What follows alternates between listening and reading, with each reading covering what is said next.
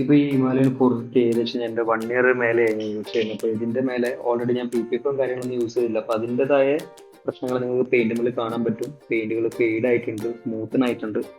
അപ്പൊ അങ്ങനെ ഞാനിപ്പോ ഒരു ടാങ്ക് പാഡുകൾ മേടിച്ചിട്ടുണ്ട്. അപ്പൊ ഇത് ഒരു എന്ന് പറഞ്ഞു കഴിഞ്ഞാൽ ഒരു റബ്ബർ പീസ് ആണ്. അപ്പൊ നമ്മളിത് ഇങ്ങനെ സ്റ്റിക്ക് ഓൺ ചെയ്ത് വെച്ച് കഴിഞ്ഞാൽ അറ്റ്ലീസ്റ്റ് എനിക്ക് എന്ത് ചെയ്യാൻ പറ്റും, PPF പകരം തൽക്കാലം നമ്മളെ ലെഗ് എപ്പോഴും വന്ന് ജോയിൻ ചെയ്യുന്ന സ്ഥലങ്ങൾ നമുക്ക് എന്ത് ചെയ്യാൻ പറ്റും, ഇത് സ്റ്റിക്ക് ചെയ്ത് കഴിഞ്ഞാൽ അവിടെ വരുന്ന സ്ക്രാച്ചസ് അല്ലെ അവിടെ വരുന്ന പെയിന്റുമിൽ വരാവുന്ന ഡാമേജസ് കാര്യങ്ങളൊക്കെ നമുക്ക് ഒഴിവാക്കാൻ പറ്റും. അപ്പൊ അങ്ങനെ ഒരു പരീക്ഷണത്തിലാണ് ഇന്ന് ഇറങ്ങിയിരിക്കുന്നത്. അപ്പം ഇതിപ്പോ ഇങ്ങനെ ഒരു 4 പീസ് ആയിട്ടുള്ള ഒരു പ്രൊഡക്റ്റാണ് കിട്ടിയിരിക്കുന്നത്.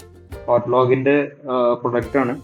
അപ്പം ഇതിപ്പം 4, അതായത് ഓരോ സൈഡിലും 2 പീസ് വെച്ചിട്ട്. അപ്പൊ ഞാൻ ഇത് മാത്രമല്ല പല ടൈപ്പ് വരാറുണ്ട്. ഇപ്പൊ ഇതിന്റെ ബാക്ക് സൈഡ് ഒക്കെ നോക്കിയാൽ കഴിഞ്ഞാൽ ഇപ്പൊ 3Mന്റെ സ്റ്റിക്കർ കാര്യങ്ങളൊക്കെയാണ് വരുന്നത്. ടേപ്പാണ് യൂസ് ചെയ്യുന്നത് ഇതിന് ഫിക്സ് ചെയ്യാൻ വേണ്ടി. അത്യാവശ്യം കട്ടിയുള്ള ഒരു റബ്ബറാണ്. ക്വാളിറ്റി വൈസ് നോക്കുകയാണെങ്കിൽ അത്യാവശ്യം നല്ല ഹാർഡായിട്ടുള്ള നല്ലൊരു കുഷനിങ് തരുന്ന പോലെ, കാല് വെച്ച് കഴിഞ്ഞാലും അതിന്റെ ഫീലും ഒരു നല്ലൊരു ഗ്രിപ്പ് തരുന്ന ഒരു മെറ്റീരിയൽ തന്നെയാണ് ഇവിടെ യൂസ് ചെയ്തിരിക്കുന്നത്.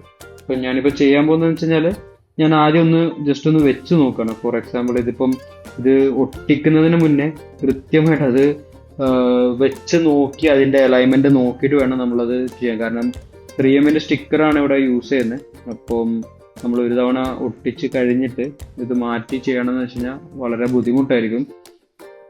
ഓരോ സെക്ഷനും ഇതിപ്പം ഇതിൻ്റെ 3 സൈഡ്സിലും ആദ്യം ഒരു ചെറിയൊരു സൈഡ് മാത്രം പറിച്ച് നമ്മളത് കൃത്യമായിട്ട് ഒട്ടിച്ച് ഓക്കെ ആണെന്ന് നോക്കിയതിന് ശേഷം മാത്രം ഫുൾ പീസും ഞാൻ അഴിച്ചിട്ടാണ് ഇത് പൊട്ടിച്ചിരിക്കുന്നത്.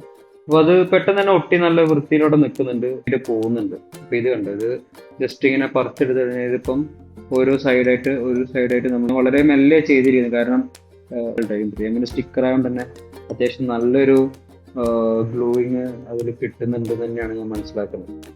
വണ്ടിയുടെ ലുക്സ് ആയിട്ട് നന്നായിട്ട് ചേരുന്നുണ്ട്. ലൈൻസ് കാര്യങ്ങളൊക്കെ വരുമ്പോൾ നല്ല ഭംഗിയായിട്ടുണ്ട് വണ്ടി നമ്മൾ കാണാൻ. പൊട്ടിക്കുന്നതിൻ്റെ ഏറ്റവും ഫസ്റ്റ് എല്ലാം ഒന്ന് ക്ലീൻ ചെയ്തിട്ട് വേണം ചെയ്യാൻ വേണ്ടിയിട്ട്, ക്രീസ് കാര്യങ്ങളൊക്കെ ഒഴിവാക്കാൻ വേണ്ടിയിട്ട്. നമ്മൾ ഒരിക്കലും ടാങ്ക് പോലെ മാർക്ക് ചെയ്യാൻ നിൽക്കരുത്. അതൊക്കെ ടാങ്കിൻ്റെ പെയിൻറ് പോലെ ഡാമേജസ് വരും. ജസ്റ്റ് വെച്ചിട്ട് ഇത് ഓക്കെയാണ്. അത് ടാങ്കിൻ്റെ ലൈനുകളും താഴെ മേലുള്ള ലൈനുകളുമായിട്ട് ഇത് എങ്ങനെയെങ്കിലും മാക്സിമം സെറ്റ് ചെയ്യാന്നുള്ളതാണ് ഇതിൻ്റെ ഒരു ഗുഡൻസ്. അപ്പോൾ എൻ്റെ ലെഫ്റ്റ് സൈഡിൽ കണ്ടോ ഇതിൻ്റെ തമ്മിലെ ഗ്യാപ്പ്, മേലെ ഗ്യാപ്പ് കയറിയിട്ടാണ് നിൽക്കുന്നത്, താഴെ ഗ്യാപ്പ് കുറഞ്ഞിട്ട്. അപ്പോൾ അതൊരു അൺഈവൺ ആയിട്ടാണ് ഞാനിപ്പോൾ ഇവിടെ ഒട്ടിച്ചിരിക്കുന്നത്. ഇത് ആർക്കും സംഭവിക്കാൻ പറ്റുന്ന ഒരു മിസ്റ്റേക്കാണ്. കണ്ടോ റൈറ്റ് സൈഡിൽ പക്ഷേ പ്രോപ്പറായിട്ട് ചെയ്യാൻ പറ്റിയിട്ടുണ്ട്. ലെഫ്റ്റ് സൈഡിലേക്ക് പോകുമ്പോഴാണ് ആ ഒരു മിസ്റ്റേക്ക് വന്നിട്ടുള്ളത്. മനസ്സിലായില്ലേ? ഇതിപ്പോൾ വളരെ തിക്കായിട്ടുള്ളത്. ഇനിയിപ്പം ഇതിനി അഴിച്ച് വീണ്ടും ഒട്ടിക്കാന്ന് പറഞ്ഞാൽ അത് ബുദ്ധിമുട്ടാണ്. അപ്പം ഞാൻ ആസിറ്റീസ് ചെയ്തിട്ടുണ്ട്.